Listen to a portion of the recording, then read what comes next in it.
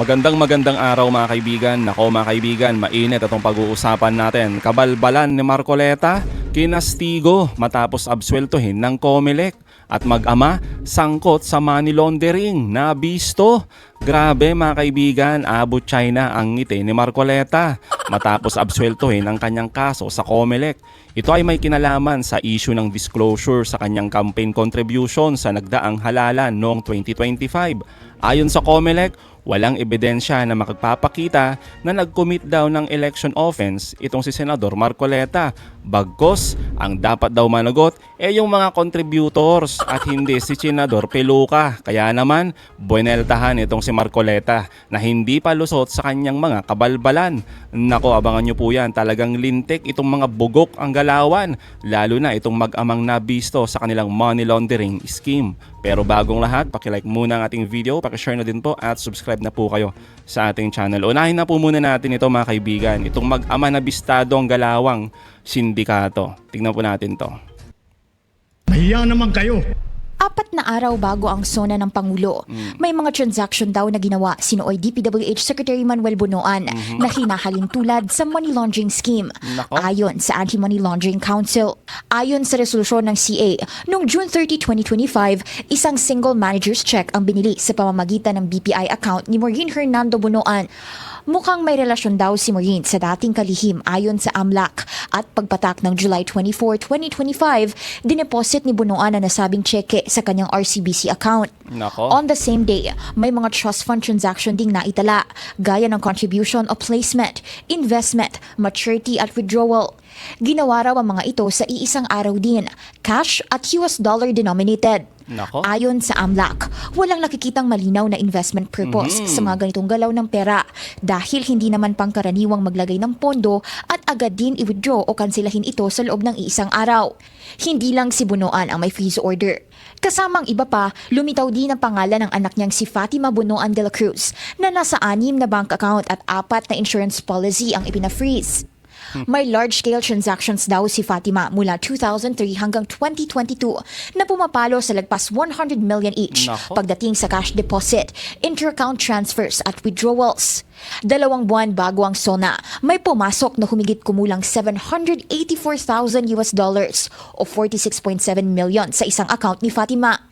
September 24 naman, 2 buwan after SONA, may ipinlace naman siyang trust fund na 40.8 million at winidraw din the same day. Tingin ng AMLAC, isinagawa ito para makapag-layer ng cash. Pagsapit ng November 11, 2025, Yan na. meron ding naitalang fund transfer mula kay Bunoan papunta sa kanyang anak sa panahong nag-iinit na ang flood control scandal. Yun lang. Una nang inilantad ni Senate President Pro Tempore Ping Lacson sa isang privilege speech noong Setyembre na may kaugnayan ng anak ni Bunoan sa malalaking government projects. Nasa gitna nito ang MBB Global Properties, developer ng 1 billion peso Wyndham Garden Hotel sa Clark. Treasurer ng kumpanya si Fatima. Pangulo naman ito si Macy Monique Maglangke, anak ni Candaba Mayor Rene Maglangke.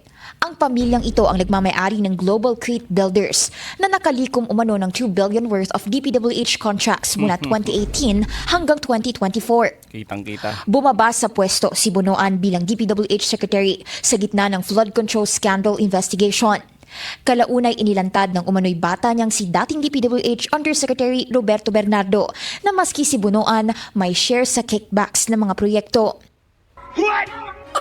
Malinaw po mga kaibigan ha, galawang sindikato. Itong mag-amang Bunoan ayon sa AMLAC. Napaka-importante po yan, yung ahensyang yan, AMLAC. Mamaya pag-uusapan po natin yan patungkol naman kay Marcoleta. Pero hintayin na lang natin mga kaibigan kung kailan ba hihimas ng rehas itong mga bugok na to, no? Hindi tulad ni Marcoleta mga kaibigan. Oo, naabot China ang ngiti. Siyempre, absuelto mga kaibigan sa kanyang election offense. Ibang klase mga kaibigan, no? Umamin na nga itong si Marcoleta na tumanggap ng mga donations. Ginamit niya daw ito sa kanyang election. Hindi niya nilagay yung mga donor. Malinaw pa, mga kaibigan, na may discrepancy sa kanyang sosi at SALN. Abay, nakalusot pa din. Diba, mga kaibigan? Ang galing, oo. Nakakabuisit, oo. Kaya naman, bueneltahan at hindi po hinahayaan ng mga matatapang na abogado itong kabalbalan ni Marcoleta at itong COMELEC. na ganun-ganun na lang mga kaibigan. Kung inaakala itong mga bugok na to na tapos na ang boxing, abay hindi po. Pakinggan po natin ito, si Attorney Dino De Leon. Pero 'di ba, ang tanong pa rin, but what's the purpose of such donation? And he said he used it for campaigning kasi it Totoo was naman. used for election purposes. I think that is what should be considered by the COMELEC. Instead, ang sinasabi nila yung mga nakaraang ruling na hindi pa election period so hindi siya candidate. I think that's being too technical and that is not the spirit of the law. So I think there is a strong ground to reconsider this, no, and I hope that the COMELEC will reconsider it, and Sana. that will be contained in our motion for reconsideration. Pero ang Yun. sabi ng COMELEC, pero kakasuhan natin yung mga donors. Oo, ng election offense.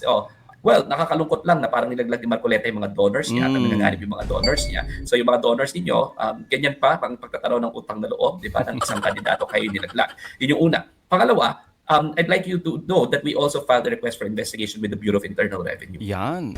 Meron dapat tong donors tax. Kung sinasabi Tama. nila hindi pa siya kandidato, di donation to for what, di ba? For what purpose? And then hindi pala covered ng elections, which is for purposes of elections, which is what is exempted from donors tax. Eh di subject to the donors tax. Kailangan rin nila ipakita kung nagbayad sila ng donors tax. And criminal offense yan, number 2. So hindi lang election offense ang kinaharap ng donors, pwede ring tax evasion case, no? At saka limpak-limpak na hindi lang tax evasion but at the same time penalties kasi kung hindi nila binayaran lumalaki yung penalties niyan sa Bureau of Internal Revenue. Nakakatakot din kasi apart from the fact na harap sila ng katakot-takot na mga kaso, kailangan lifestyle check rin itong mga ito. Tama. Saan nila nakuha yung pera? Correct. Di ba? Imbestigahan, may pera ba talaga ganito kalalaking pera ito? At bakit sila nagdo-donate ng ganito kalalaking pera? No, kasi even yung mga kilala nating mga multimillionaires, hindi naman ganito yung mga nilalagay doon sa mga statement of donations Totoo. pero itong mga ito, nag-donate sila ng ganito kalalaking pera. So, I think they should still be checked. They should also be checked, no? And then at the same time, hindi pa rin tapos at nag-supplemental complete na kami doon sa Office of the Ombudsman when it comes Nice. to yung Anti-Graft and Corrupt Practices Act. Kasi substantial amount ang na-accept, di ba? And this is considered as graft, no? And potentially bribery, di ba? Because or corruption of public officers on the part of the donors because substantially amount tapos congressman siya. So kung hindi pala para sa eleksyon or bago maging eleksyon, tumatanggap pala si Marcoleta ng milyong salapi galing sa private individuals while he is a congressman, no? Correct. So again, nandyan pa rin yan. And kawawa yung donors kasi yung donors pasok dun sa Anti-Graft and Corrupt Practices Act kasi corruption of public officers yan. Yung BIR angle kasama pa rin and yung election angle, no? Sinasabi nga dito, nakalusot si Marcoleta dahil natanggap niya daw yung donation, hindi pa man kampanya. Kaya okay lang, ayon sa COMELEC, kaya absuelto. Pero congressman siya noon mga kaibigan. Oh, di ba? Ito yung sinasabi ni Attorney Dino.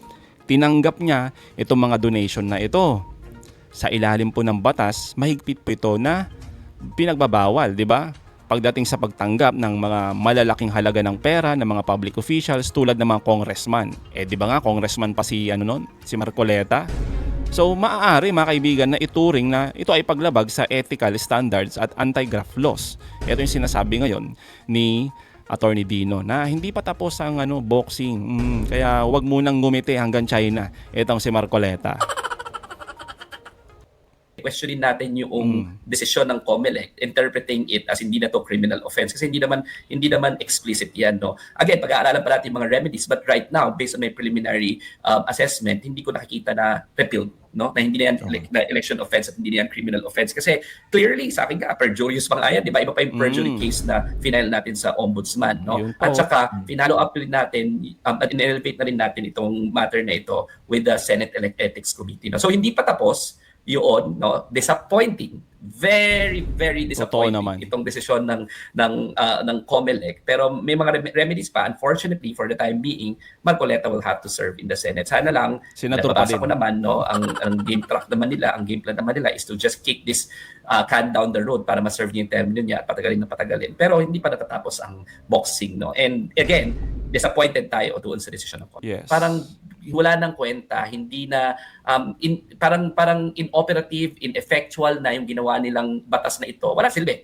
Lahat ng ganito gagawin lahat ng mga donations papalabasin doon sa before 1 month before the election period, hindi pa sila campaign candidates, tapos lahat doon na lang ilalagay 500 million, 1 billion, tapos hindi na nila kailangan i-declare. Ganun ba yun? Malamang mga kaibigan, no? Dahil sa kaso ni Marcoleta, abay hindi malayong gayahin ng mga bugok na politiko. Yung mga trapo. Kasi nga po mga kaibigan, anumang perang natanggap bago pa man ang kampanya ay hindi kailangang i-report sa SOSE. O, di ba? Ito ang delikado dyan mga kaibigan dahil walang transparency sa pre-campaign donations. Paano malalaman kung malinis nga ba yung pera, 'di ba? Na hindi galing sa pogo, sa mga drug lords, 'di ba? O sa mga sindikato, 'di po ba? Parang kung iisipin mga kaibigan, napakadali. Oo mga kaibigan, napakadali ang mag-money laundering. Yung maruming pera mula sa illegal, abay madaling malinis mga kaibigan. Ibigay mo na lang sa politiko bilang tulong. O 'di ba? Magbigay na lang sila ng bilyong-bilyong pera isang araw bago ang campaign period. Lusot ang maduming pera. Grabe. At ang matindi mga kaibigan, kapag nanalo pa yung politiko na sinusuportahan nitong mga sindikato, abay bayad utang. O di ba? Bayad utang mga kaibigan, protektado ang kanilang mga negosyo o negosyo ng mga sindikato. Grabe oh. Ay, tapos mga kaibigan, ang daming sinasabi nitong si Comelec Garcia, di ba? Nung mga nakaraan lang. O anong sabi niya? Komplikado kasi itong kaso ni Marcoleta, kaya kami natatagalan. Di ba mga kaibigan? Tapos nung kinakalampag ni Senator Ping Lacson at ng taong bayan, bakit ang tagal nitong resulta, itong kaso ni Marcoleta? Abay biglang may resulta agad mga kaibigan. Absuelto itong si Marcoleta. Ginulat naman tayo mga kaibigan, no? Kaya naman, heto ang matinding birada ni Attorney Enzo. Comelec kayo. Ibig sabihin yan ang expertise nyo, election laws. Bakit pa kayo nag-imbestiga ng pagkatagal-tagal, pagkahaba-haba? Totoo. Ha? Pinatagal nyo pa ng pinatagal. Yan din lang pala ang sasabihin nyo. Wala mga kabunyong palpak ito. Totoo. Kaya yan mga kabunyong, malinaw dito, itong Comelec na ito Palpak sa talaga. desisyon na ito.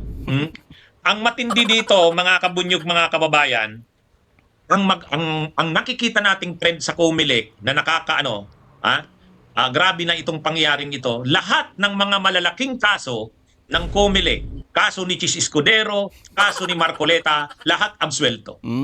Hindi ba natin nakikita yon? Kitang-kita, Attorney. Si Chis Escudero, inabsuelto. Si Marcoleta, inabsuelto. Wala. Itong Comelec, wala nang wala nang ngipin, wala nang pangil ang mga batas. Kunwari pa kayo, investigasyon. Sa totoo lang, yung mga nagiging desisyon ng Comelec, hindi naman kailangang mag-imbestiga pa. Hindi naman kailangang mag-imbestiga pa ang Comelec. Bakit? Ganun lang naman pala ang rason mo. Ibig sabihin, yun lang naman pala ang rason mo kay Marcoleta. Wala na yung batas na yan, hindi na yan criminal case, decriminalized na yan. O di dapat, hindi ka na dapat pa, marami pang mga investigasyon, pinapagod mo lang yung sarili mo. Di sabihan mo na lang, ang totoo niyan, hindi na masyadong mabigat yung kaso na yan kasi ano na lang yan administrative liabilities na lang yan, decriminalized na lang yan. O, Multa. bakit hindi ka agad yan sinabi? Ang linaw-linaw naman, na siya ay tumanggap ng mga donations pero hindi niya dineclare. Ang nakalagay doon, 0. Inamin niya rin nga mismo yan sa programa niya eh. Kaya nga. O ano pang iimbestigahan mo doon? Kaya lang, ang sabi ng Comelec, wala naman ang ganung batas. Ano na yan? Mababaw na ang penalty dyan kasi decriminalized na yan. O, di dapat sa simula pa lang, ganun na yung sinabi mo. Pinahaba-haba pa. Kaya lang ang nakakalungkot dito mga kabunyog, itong ganitong trend. Itong ganitong tunguhin. Yung mga malalaking tao tulad ni Marcoleta, ni Chis Escudero, maimpluwensya, wala na, hindi na kaya ng Comelec. Hindi na kaya ng Comelec. So paano pa 'yan? Anong silbi pa ng batas natin sa election laws? Diba? Yung mga reforma sa eleksyon na hinaano natin, paano na? Wala. Hindi sa totoo lang. Yan ang diyan, yan yung nakakabahala diyan na tunguhin. Totoo Na naman. yung ating palang mga batas sa eleksyon, kapag malalaking tao na, senador, si Chis Escudero, senador, si Marcoleta, ma-influensya pa si Marcoleta, ma-influensya si Chis Escudero, hindi na pala kaya ng Comelec eh. ano pang silbi ng mga batas natin? Yun na nga mga kaibigan, no? Selective justice. Oh, ang tawag dyan mga kaibigan. Pakiramdam kasi natin, etong mga big fish tulad ni Scudero, no? Ni Marcoleta, nasanay sa pasikot-sikot sa batas mga kaibigan. Kaya lagi nakakalusot. Habang mga kaibigan, habang yung mga maliliit na may konting mali lang, abay mabilis parusahan. Ganyan mga kaibigan yung nakikita natin.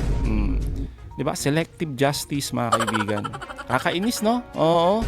Well, kung nakalusot si Marcoleta mga kaibigan sa COMELEC, dahil hindi pa man daw kampanya, nung tinanggap niya yung mga donations na yan, walang violation si Marcoleta. Hindi nga makukulong mga kaibigan o masisibak man lang sa pwesto si Marcoleta. Dahil nga bago na nga daw di ba? Yung batas para dito, multa na lang. Sabi ni Comelec Garcia, ang galing, no? Pero ganun pa mga kaibigan, yung sinasabi nga natin, abay hindi pa din lusot itong si Marcoleta.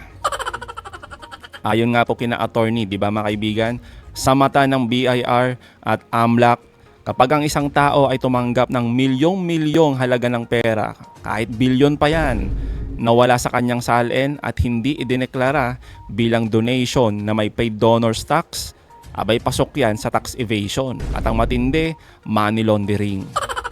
Tapos mga kaibigan, may kaso pa itong si Marcoleta sa ombudsman, perjury. Tapos yung mga ikinakasa ngayon na graph patungkol dito kay Marcoleta. Kaya madami pa mga kaibigan, kaya hindi pa tapos ang boxing. Ganun pa man mga kaibigan, abay abot China ang ngiti ngayon ni Marcoleta. Dahil nga dito sa naging desisyon ng COMELEC. So mga kaibigan, anong masasabi nyo patungkol dito? Comment down below. Again mga kaibigan, huwag niyong kalimutan, i-like at i-share itong mga videos. Hanggang sa muli, kita-kita ulit tayo mga kaibigan.